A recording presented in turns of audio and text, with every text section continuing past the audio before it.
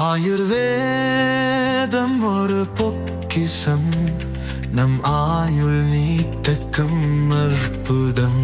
Doctor Srivarma's. மக்களுக்காகவே வாழ்ந்த இரண்டு தலைவர்களும் தமிழக மக்கள் அனைவரும் தலைவர்களையும் இன்றும் மனதார அவர்களுடைய உள்ளங்களிலே வைத்திருக்கிறார்கள். இந்த தமிழ் மக்களுக்காக புரட்சி தலைவி அவர்கள் எண்ணற்ற ஏழை எளிய மக்களுக்கு நல்ல பல திட்டங்களை கொடுத்தவர். நம்முடைய தமிழக மக்களின் மனதில் வாழ்ந்து கொண்டிருக்கிறார்கள். இந்த தலைவர்களுடைய வழியில் நாங்களும் தமிழக மக்களுக்கு நல்ல பல திட்டங்களை செயல்படுத்துவோம் என்பதை இந்த நேரத்தில் சொல்லிக் கொள்கிறேன்.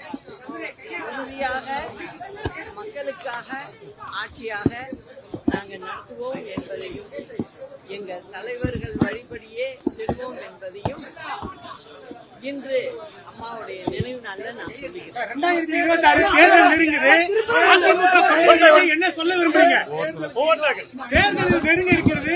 அதிமுக தொண்டர்களுக்கு என்ன சொல்ல விரும்புறீங்க? அதிமுக தொண்டர்களை பொறுத்த வரைக்கும் புரட்சி தலைவரின் மறைவிற்கு பிறகு அம்மா என்று உறுதியாக வாழ்ந்தவர்கள்.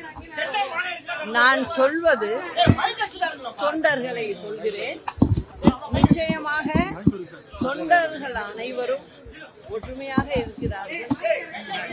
நிச்சயம் 26 அம்மாவின் ஆட்சியை கொண்டு வருவோம் என்று என்றும் அதையே நான் சொல்கிறேன். நிச்சயம் செய்து காட்டுவோம்.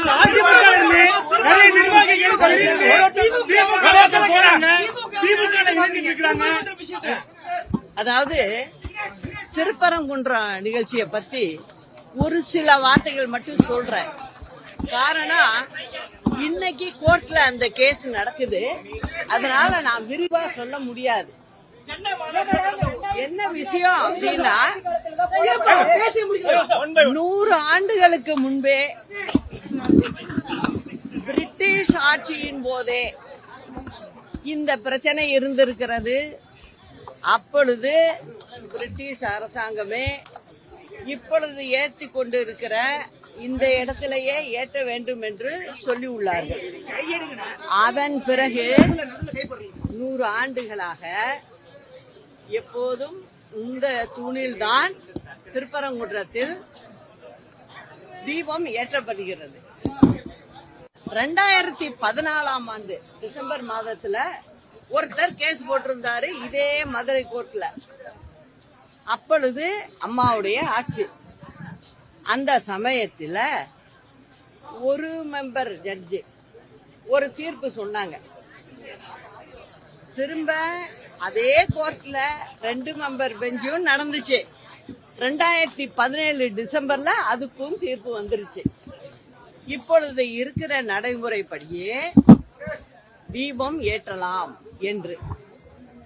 நான் இப்ப கேட்கறது என்ன இந்த திமுக அரசாங்கத்திடம் என்றால், இது ஒரு அரசாங்கத்துல செஞ்சு ஏற்கனவே இந்த தீர்ப்பு இருக்கும்போது இது திமுக அரசாங்கத்துக்கு தெரியாம இருக்கா, அல்லது வேண்டுமென்றே அரசியல் நோக்கத்தோடு ஒரு பிரச்சனையை உண்டு பண்ண வேண்டும் என்பதற்காக இதை தெரிந்தும் தெரியாமல் மறைத்து கோர்ட்டுக்கு போனாங்களா அப்படிங்கறது ஒரு பெரிய கேள்வி.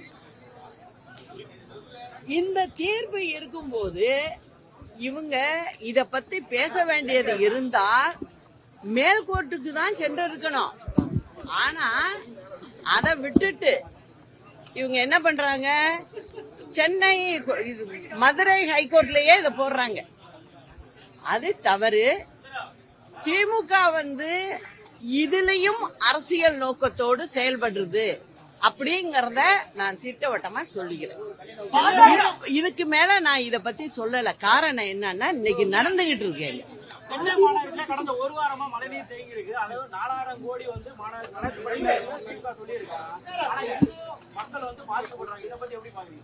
அதாவது சென்னை மாநகரத்துலதான் நீங்க எல்லாருமே குடியிருக்கீங்க, எல்லாரும் தண்ணிக்கு உள்ளதான் நடந்து வர்றீங்க. இங்க சென்னை மாநகரத்துல வசிக்கிற மக்கள் அத்தனை பேருக்கும் அதே நிலைமைதான். வீட்டுக்குள்ள எல்லாம் தண்ணி போயிருக்கு. இதுவரைக்கும் அந்த தண்ணி வந்து சீராகல. ஆனால் இந்த திமுக அரசாங்கம் வந்து 5 வருஷம் ஆயிடுச்சு. இன்னும் 2-3 மாசத்துல தேர்தல். அப்படி இருக்கும்போது கிட்டத்தட்ட 6168 கோடி செலவு பண்ணதா கணக்கு இருக்கு சொல்றாங்க.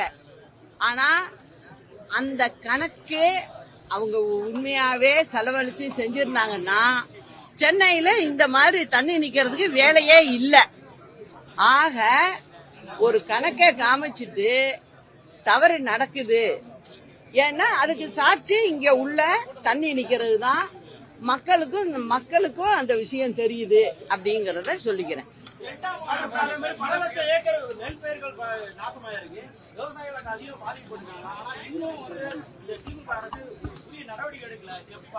அதாவது திமுக அரசு வந்து எதுலயுமே எந்த நடவடிக்கையும் எடுக்கிறது இல்ல.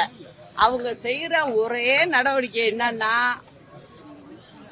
மாற்றுக் கட்சியை திட்டுறது, அதாவது எதிர்கட்சியை திட்டுறது, அதுக்காக செலவு பண்றது, மீட்டிங் போடுறது. இந்த வேலைதான் 5 வருஷமா அவங்க பாத்துக்கிட்டு இருக்காங்க. இது தமிழ்நாடு மக்களுக்கு நல்லா தெரியும்.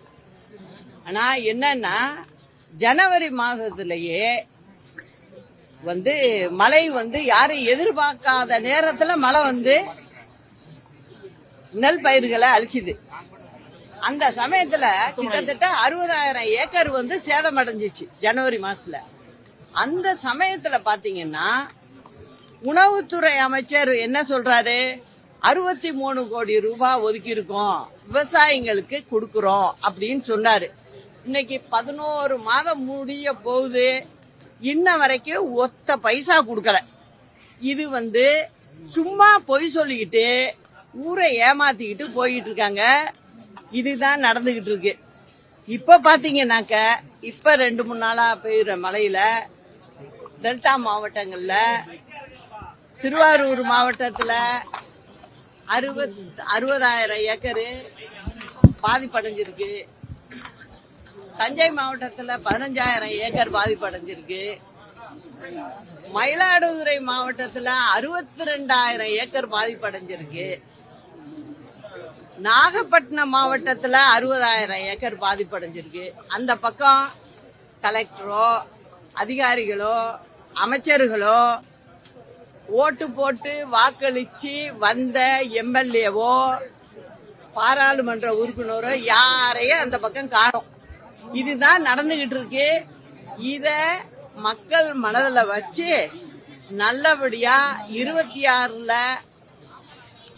சரியான பாடத்தை திமுகவுக்கு கொடுக்கணும்னு சொல்லிக்கிறேன். அது மட்டும் இல்ல, இப்போ வந்து PM கிசான், அதாவது பிரதம மந்திரி கிசான் திட்டம்னு ஒண்ணு மத்திய அரசு திட்டம். அதுக்கு நம்ம ஒரு பைசா செலவு இல்ல. எந்த ஸ்டேட் கவர்மெண்ட்டுக்கும் செலவு கிடையாது. அவங்க ஏழை விவசாயிகளுக்கு வருஷத்துக்கு 6,000 ரூபாய் கொடுக்கறாங்க. 3 தவணையா கொடுக்கறாங்க. இப்ப நீங்க பாத்தீங்கன்னா ஆந்திரால 5,19 லட்சம் மக்கள் தொகை இருக்கு. அங்க இந்த பயனாளிகள் எவ்வளவு விவசாய பயனாளிகள்னு பாத்தீங்கன்னா 40,80,000 பேரு பயன்பெற்று இருக்காங்க 6,000 ரூபான்னு வாங்கி. சரி, அடுத்தது பாருங்க தெலுங்கானால பாத்தீங்கன்னா 3,52 லட்சம் மக்கள் தொகை. அங்க எவ்வளவு பயனடைஞ்சிருக்காங்கன்னு பாத்தீங்கன்னா 30,70,000 பேரு இந்த பண உதவி பெற்றிருக்காங்க. கர்நாடகாவை பாத்தீங்கன்னாக்க மக்கள் தொகை 6,10,00,000. அங்க எவ்வளவு விவசாயிகள் பயன்பட்டு இருக்காங்கன்னு பாத்தீங்கன்னா 43,80,000 பேர் பயன்பட்டு இருக்காங்க. சரி, சின்ன மாநிலம் கேரளால மணல் பரப்பே குறைவு. அங்க 3,20,00,000 மக்கள் தொகை இருக்காங்க. அங்க என்ன ஆகுது, 22,70,000 பேரு அங்க உள்ள விவசாயிகள் பயன்பட்டு இருக்காங்க. தமிழ்நாட்டை எடுத்துக்கிட்டீங்கன்னா 7,21,00,000 பேர் மக்கள் தொகை இருக்காங்க. ஆனா இங்க பயன்பெற்ற விவசாயிகள்னு பாத்தீங்கன்னாக்க வெறும் 22,70,000 பேர். கிட்டத்தட்ட பாத்தீங்கன்னா 50 லட்சத்துக்கு குறையாம தமிழ்நாட்டுல ஏழை சிறு விவசாயிகள் இருக்காங்க. அவங்கள ஒழுங்குமுறையா கணக்கெடுத்து இவங்க மத்திய அரசுக்கு அனுப்பியிருந்தா ஒவ்வொரு குடும்பத்துக்கும் 6,000 ரூபாய் கிடைச்சிருக்கும். ஆனா திமுக அரசு அதை செய்யல. திமுக அரசுக்கு அரசாங்கத்தை எப்படி நடத்தணும் அப்படிங்கறதே தெரியல. இத நான் திரும்ப திரும்ப சொல்லிக்கிட்டே இருக்கேன். இதனால பாத்தீங்கன்னா 30 லட்சம் பேருக்கு கொடுக்க வேண்டிய பண உதவிய வாங்கி கொடுக்க வக்கில்லாத அரசு தான் இந்த திமுக அரசு. இதனால 1,800 கோடி ரூபாய் இந்த விவசாயிகளுக்கு போற பணம் போகல அப்படிங்கறதையும் சொல்லிக்கிறேன். திமுக ஆட்சியே நடத்தல. அவங்கள பொறுத்த வரைக்கும் கட்சி எப்படி நடத்துறது, கட்சியில எந்த கட்சிக்காரவங்களை சேர்க்கறது, இந்த மாதிரி பண்றாங்கள ஒழிய வாக்கு போட்ட மக்களுக்காக எதுவும் செய்யல. அதே போல பாத்தீங்கன்னா லேப்டாப் அம்மா கொடுத்துக்கிட்டு இருந்தாங்க.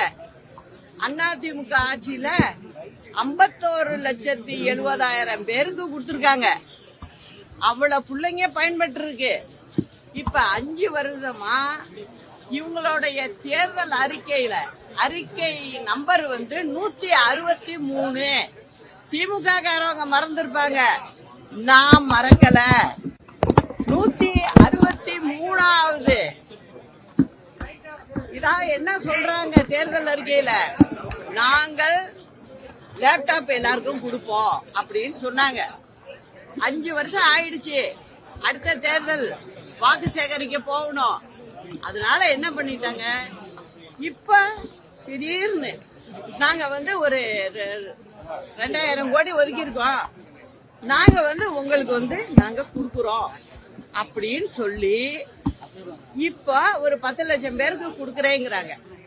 நான் என்ன கேக்குறேன், அம்மா இருந்தப்போ பள்ளி படிப்புலயே அம்மா கொடுத்தாங்க லேப்டாப். எதுக்காக? அந்த பிள்ளைகளுக்கு பழக்கம் வரணும், கத்துக்கணும். ஏழை பிள்ளைகளுக்கு வாங்கறதுக்கு வசதி இருக்காது. அரசு கல்லூரி, அரசு உதவி பெறும் கல்லூரி, பள்ளிக்கூடம், இதுக்கெல்லாம் பள்ளிக்கூடத்திலேயே அம்மா ஸ்கூல்லயே கொடுத்திருக்காங்க.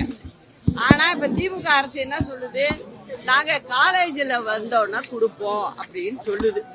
இது எல்லாமே சொல்றது என்னன்னா, தேர்தல்ல வாக்க வாங்கறதுக்காக, ஓட்ட வாங்கறதுக்காக ஒரு பொய்யான தகவலை அங்கங்க சொல்றாங்க. இத்தனை நாளா நான் கேட்டுக்கிட்டு இருக்கேன். அப்ப என்ன சொன்னாங்க இவங்க, அதாவது லேப்டாப் கொடுக்கலாமா, டேப் கொடுக்கலாமா? 4 வருஷமா யோசிப்பீங்க, 4 வருஷம் 5 வருஷமா யோசிப்பீங்க. இதனால எவ்வளவு பிள்ளைங்க பாதிப்படைஞ்சிருக்கு, ஏழை பிள்ளைங்க. கிட்டத்தட்ட 40 லட்சம் பிள்ளைங்க பயன்பெறாம வெளில போயிருக்காங்க. அவங்களுக்கு கொடுத்துருக்கணும், அவங்களுக்கு கொடுக்கல. இததான் நான் திரும்ப திரும்ப சொல்றேன். இந்த அரசாங்கம் 12 லட்சம் கோடி கடனை வாங்கியிருக்க ஒழிய, இந்த கடனை வாங்கி இந்த அரசாங்கத்துல எல்லாரும் அவங்க சாப்பிட்டுக்கிட்டு இருக்காங்களே ஒழிய, உண்மையா உறுதியா மக்களுக்கான வேலைகளை அவங்க செய்யலங்கிறத நான் திரும்ப திரும்ப சொல்றேன். தேர்தல்ல இதோடைய பிரதிபலிப்பு நிச்சயம் தெரியும். நானு விடுறதா இல்ல. அதிமுக அமித்ஷா தான் வழி நடத்துறாரா? அதிமுகவை அமித்ஷா தான் வழி நடத்தி கொண்டிருக்கிறாரா? சக்திகளை ஒன்றிணைப்பதற்காக தான் நான் வந்து மத்திய அமைச்சர் சந்திச்சேன்னு சொல்லிட்டு ஓ பன்னீர்செல்வம் தெரிவிக்கிறாரு. அதிமுகவை அமித்ஷா தான் ஒன்றிணைப்பாரா? அதாவது கேள்வி எழுது. நான் என்ன சொல்றேன் உங்களுக்கு, முதல்ல நீங்க எல்லாம் வந்து மக்கள் பிரச்சனைய கையில எடுங்க. அந்தந்த கட்சி அந்தந்த இயக்கத்தை சேர்ந்தவங்க பார்ட்டியை எப்படி நடத்துறாங்க, என்ன பண்றாங்க, என்ன தேர்தலுக்கு வியூவம் எடுக்கிறாங்கிறது அந்த சமயத்துல தேர்தல் நேரத்துல தெரியும். அது வரைக்கும் நீங்க எல்லாம் என்ன பண்ணணும்னு நான் கேட்டுக்கிறேன்னாக்க, அதாவது மக்கள் பிரச்சனையை கையில எடுத்து இந்த மீடியாக்காரவங்க எல்லாம் அத சொன்னீங்கன்னா ரொம்ப நல்லா இருக்கும்னு நான் கேட்டுக்கிறேன்.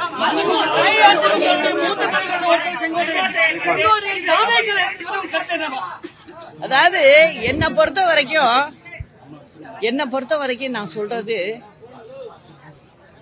ஒருத்தங்க மேல கோபம் இருக்குங்கிறதுக்காக பெரிய முடிவுகளை நம்ம அவசரப்பட்டு எடுக்க கூடாது. காரணம், இந்த எங்களுடைய தலைவர்கள் இருவருமே மக்களுக்காகவே வாழ்ந்துட்டு போயிருக்காங்க. அந்த பழக்கத்துல அந்த வழிகாட்டுதல்ல வர்றவங்க இந்த மாதிரி செய்யறது, அது நான் எப்படி சொல்றதுன்னே எனக்கு தெரியல. அதுதான்.